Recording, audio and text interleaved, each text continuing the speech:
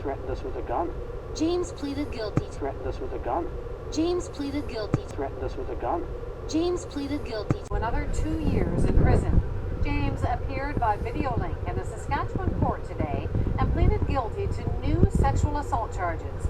The latest case involves a sixth victim, and it comes as the convicted sex offender was just weeks away from getting out of prison. Bonnie Allen reports. Former NHL player Sheldon Kennedy says he felt ashamed for years, but today he holds his head high. So does Todd Holt.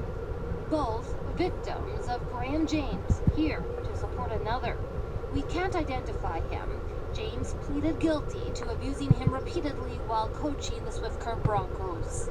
I think today was a huge step in showing other people out there that don't have the courage or haven't found their courage yet to come out that, you know, it is okay.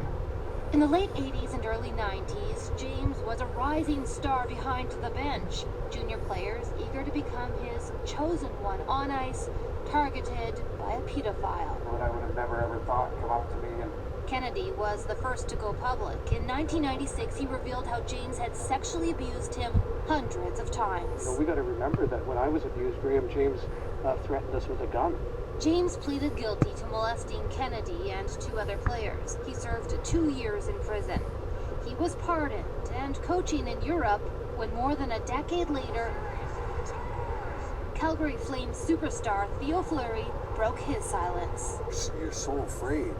You're so afraid that, you know, if I tell somebody what's going to happen to my hockey career. James was sent to prison for 5 years. He would have walked free this summer, but today, when he appeared by video from a Quebec prison, he was sentenced to 2 more years for this crime. Mr. James dealt with it quickly.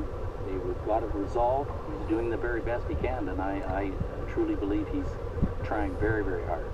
But Kennedy was angry over James's defense, that the coach was a troubled gay man who gave in to personal weakness. Pedophiles are pedophiles, and homosexuality is something completely different.